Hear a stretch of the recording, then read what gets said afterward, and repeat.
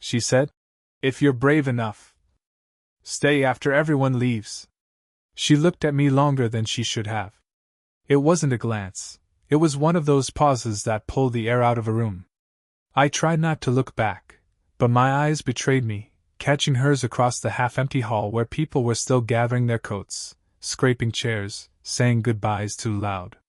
Her gaze lingered anyway, steady and calm, like she knew I'd break first. I did. I bent my head, fiddling with my phone just to make it look like I had somewhere else to put my attention. My thumbs moved over a blank screen. My ears were on her.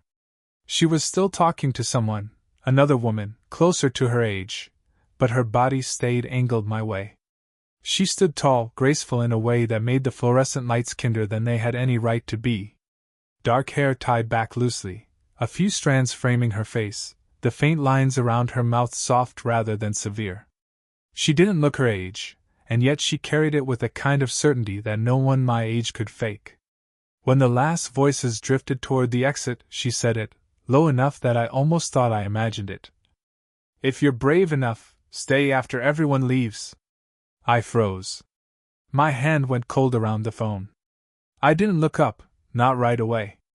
I let the silence stretch too long, then flicked my eyes up just as she turned toward the table, stacking papers she didn't need to stack.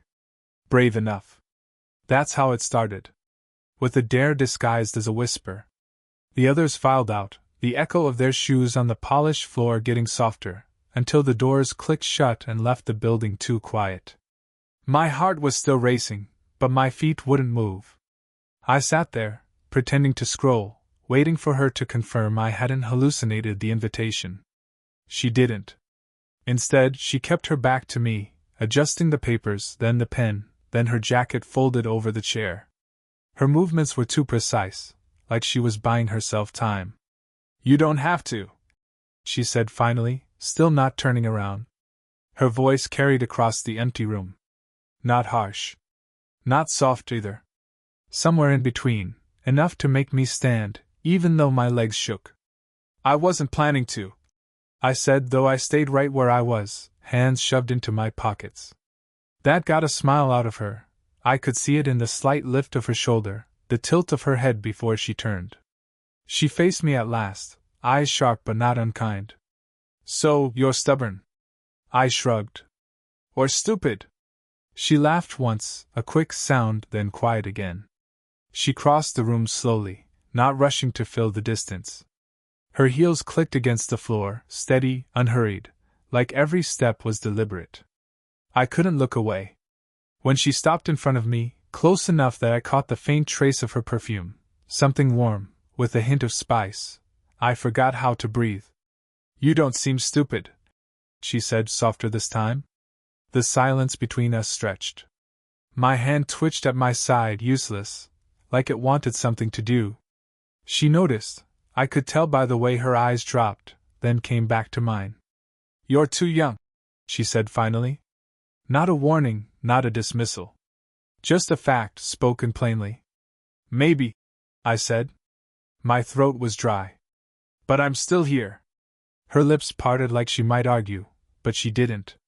She just looked at me for a long moment, her expression unreadable. Then, with the faintest shake of her head, she turned away, walking toward the far window. I didn't follow. Not yet. The room was silent except for the faint hum of the lights above us. I stood there, heart pounding, waiting for her next move, and wondering if she was waiting for mine. She stood by the window, one hand pressed lightly to the glass as if she needed something cool against her skin. The city lights outside flickered, car headlights sliding across her face, softening her in ways the harsh room never could. I stayed rooted to my spot, watching her in a silence that felt too heavy, too obvious. You shouldn't look at me like that, she said without turning. I wasn't. Her laugh cut me off. Yes, you were. I felt heat climb my neck. She wasn't wrong. I'd been staring since the first day I saw her, though I always pretended not to. Pretended I was just another face in the room. You've done this before, I said, deflecting, trying to push the attention away from me. Had someone stay behind. That made her turn. Slowly. Her expression wasn't sharp now, but tired. A kind of weariness I hadn't seen until that moment. "No," she said. "Not like this." The way she said it, plain, direct, unpolished, settled in my chest heavier than anything else she could have admitted. I shifted my weight, searching for something to hold on to. "So why me?" Her eyes softened just enough. "Why are you still here?" The answer stuck in my throat. Because I couldn't stop thinking about her. Because the first time she spoke my name, it didn't sound like an afterthought. Because she made the room feel different, like everything slowed just to match her pace. I said none of that. Instead, I muttered, "I don't know." She studied me, eyes narrowing as though she saw more than I wanted her to. Then, quietly, "You remind me of someone." Her fingers tightened against the window pane before she stepped back, crossing her arms as if the confession had slipped further than she intended. "A good someone?" I asked, careful. She tilted her head, lips pressing into a thin smile. "A mistake." Her words hit sharper than I expected. Not because of what she said, but because of how she said it, half regret, half longing. She walked past me then, brushing close enough that the edge of her sleeve grazed my hand. I froze, caught between wanting to move closer and terrified she'd notice. She sat at the table where the papers were stacked neatly, running a hand over them as though smoothing invisible wrinkles. "You've had people your age," she said, not looking at me. "Girls who don't know yet what they'll regret." It should have sounded like an accusation. Instead, it came out tired. "I've had people my age," I admitted. "It didn't feel like." I stopped myself. Too much. Too fast. Her gaze lifted. "Like what?" I swallowed hard. "Like this." The words hung there, naked, stupid. I wanted to take them back, but she didn't laugh. She didn't move at all. Her silence felt like a thread pulled tight between us. I sat across from her before I even realized I'd moved, hands clasped together on the table to keep them still. She studied me again, longer this time. "You'll get bored," she said softly, though her eyes betrayed the slightest flicker of doubt. "Then let me," I answered.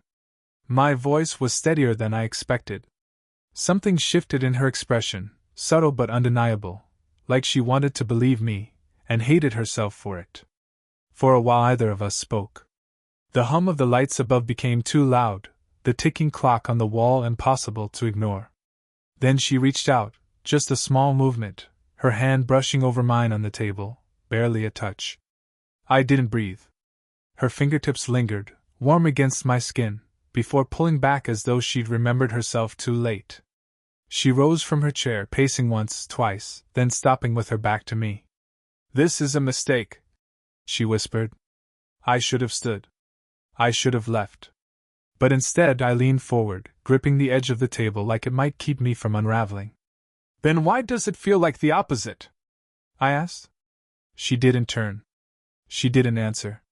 But she stopped pacing. And in the silence, in the way her shoulders rose and fell, I knew she'd heard every word, and that it had landed exactly where it wasn't supposed to. The silence between us was a thread ready to snap. She still had her back to me, shoulders squared as if she could hold the whole room's weight on them. I was about to speak, to say something reckless, maybe, when the door banged open. We both startled. A man's voice echoed down the hall. "Hello? Did someone leave their jacket?" Her eyes flew to mine, wide, sharp, panicked. She pressed a finger to her lips and motioned for me to stay quiet. My chest tightened as I sank back into my chair. She strode quickly to the entrance, calling out, voice steady like nothing was unusual. "It's here. I'll bring it." She slipped out for a moment, her steps brisk. I sat frozen, pulse racing in my ears. The seconds stretched.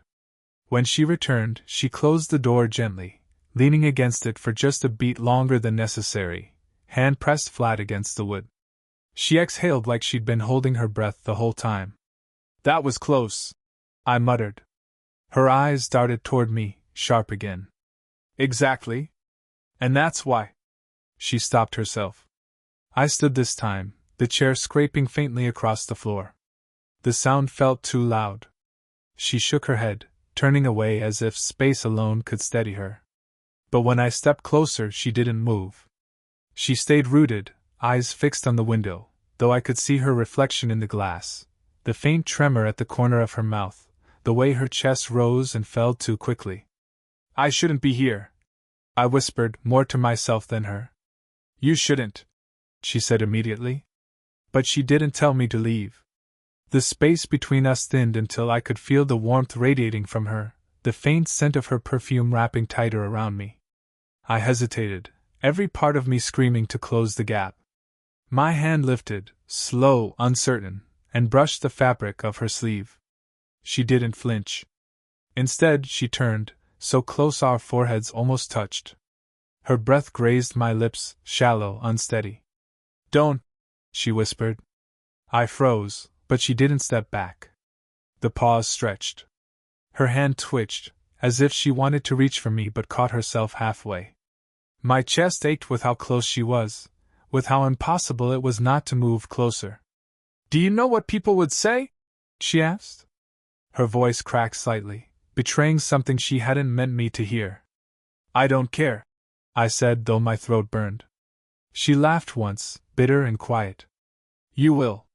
But her eyes told a different story, eyes that didn't leave mine, even as she tried to build walls with words. I leaned in without meaning to. Just an inch, maybe two. Close enough to taste the tension in the air.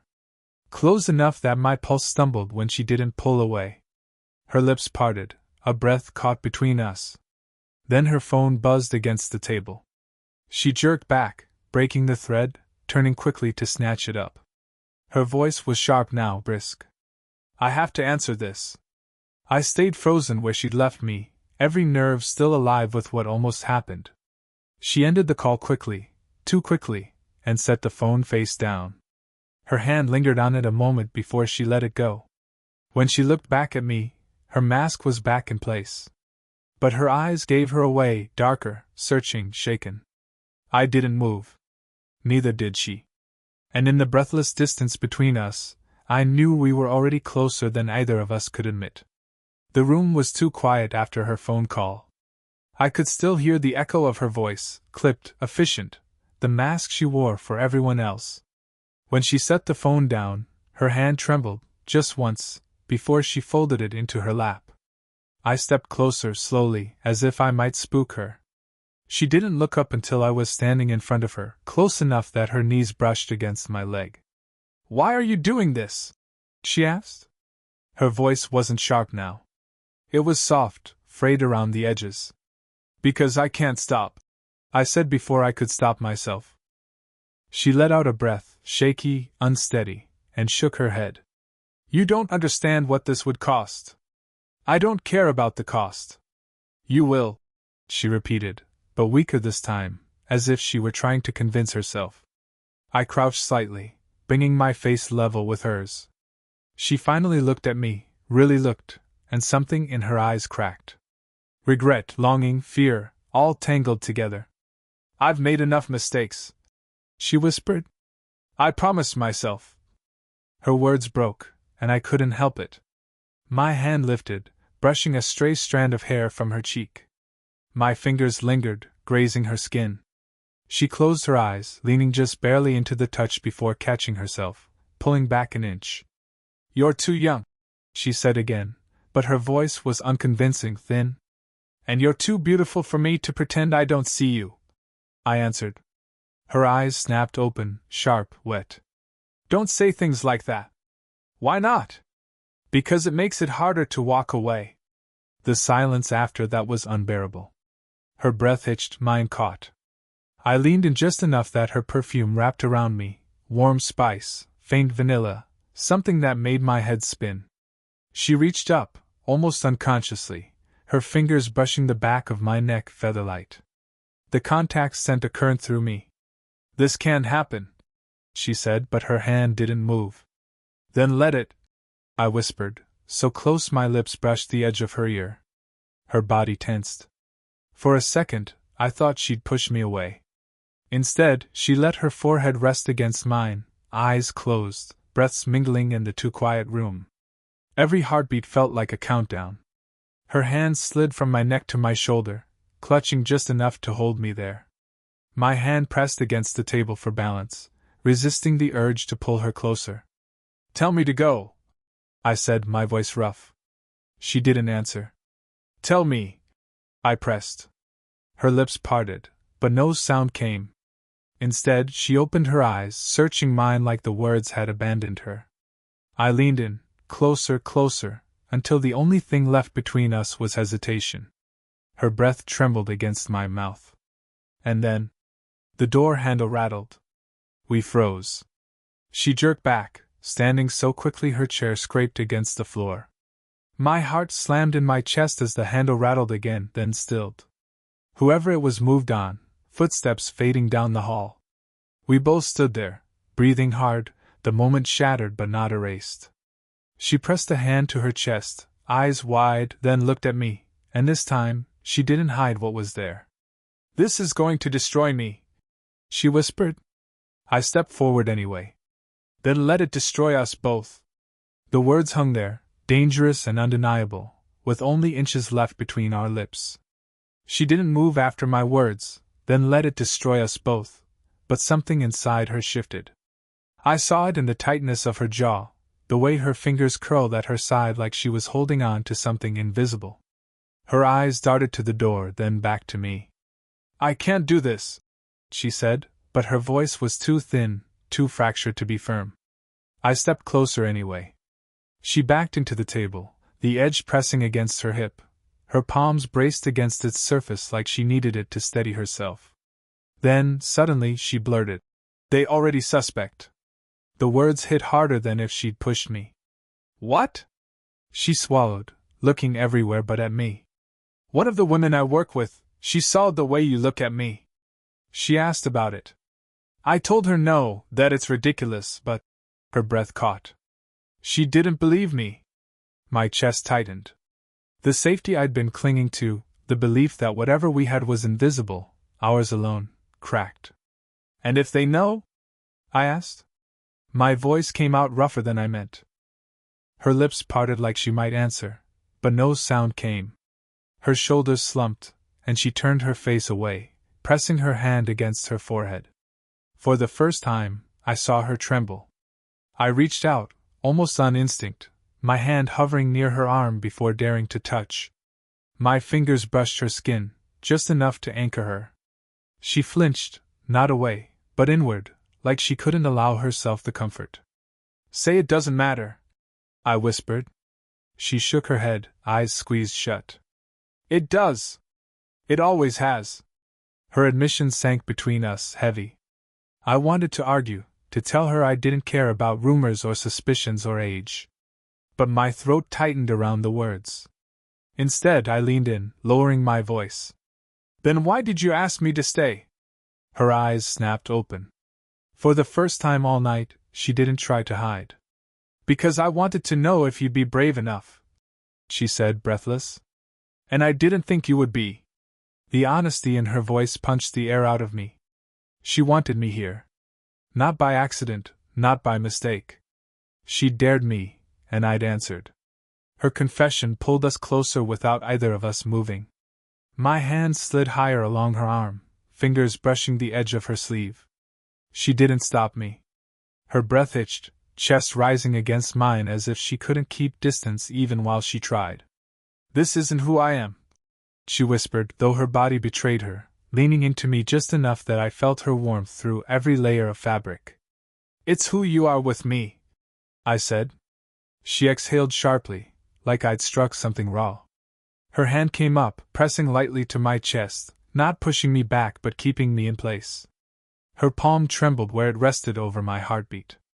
"This could ruin me," she said again, softer now. "Then let it ruin me too." Her eyes searched mine, desperate, uncertain. And then, without warning, she brushed past me. Our shoulders collided, the heat of her body lingering long after she slipped toward the window again. But she didn't stay far. She stood there, arms crossed, looking out into the night as if the glass could shield her. I stayed where I was, pulse still racing. When she spoke again, it was almost too quiet to hear. Don't stop coming closer. I froze, not sure I'd heard her right. She turned just enough, her profile outlined against the streetlights, eyes catching mine. If you leave now, she whispered, I'll never forgive you. But if you stay, her voice faltered, breaking into silence. The unspoken words filled the space between us. I took one step forward, then another. And for the first time, she didn't retreat. I crossed the room slowly, every step a risk, every inch closing the distance she'd been trying to protect. She didn't move. Her arms were still folded across her chest, but the tension in her shoulders betrayed her. When I stopped in front of her, close enough to see the faint rise of color in her cheeks, she finally looked at me. You shouldn't, she whispered.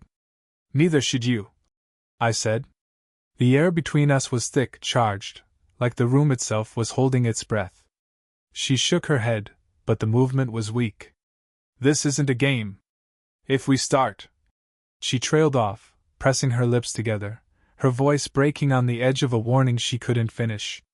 If we start, I said quietly, we can't pretend anymore. Her eyes flickered, full of fear and longing all at once. She unfolded her arms, letting them fall to her sides, helpless. I've spent years walking away, she whispered. From people, from moments, from things I thought I didn't deserve. Her voice cracked, and she turned her head, as if ashamed for me to see. I reached out before I could think better of it, brushing my hand along her cheek, coaxing her gaze back to mine. She leaned into the touch. Just slightly. Just enough. My thumb traced the line of her jaw. Her breath itched, warm against my skin. She tilted her head, and in that tiny motion, everything changed, the distance, the hesitation, the endless circling we'd been caught in. Her forehead pressed to mine. This will hurt, she whispered. I know, I breathed. I don't care. The silence stretched, fragile as glass. My hand slid to the back of her neck, steadying her, steadying myself.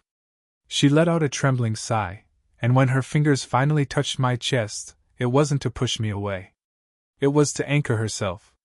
We were so close I could feel the warmth of her lips without touching them. So close that the decision was already made, even before either of us moved.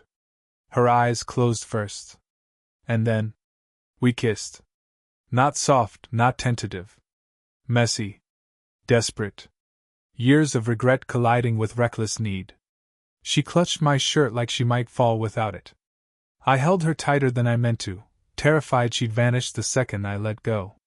When we broke apart, breathless, she kept her eyes closed, forehead still pressed to mine. This is madness, she whispered, though her voice was thick with something closer to relief. Maybe, I said. My chest heaved. But it's ours. She let out a sound, half laugh, half sob, and rested her head against my shoulder. My arms wrapped around her instinctively, holding her there, feeling the weight of her surrender. For the first time, there was no hiding, no pretending.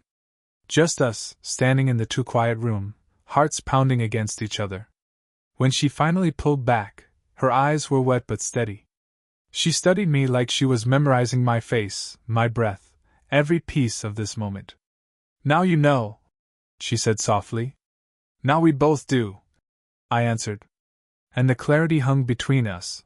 Whatever happened next, there was no going back. The kiss still lingered on my lips, the weight of it making the whole room feel different. Like the walls had shifted, like the silence wasn't heavy anymore but fragile, tender. She drew back slowly, her hands still gripping the fabric of my shirt.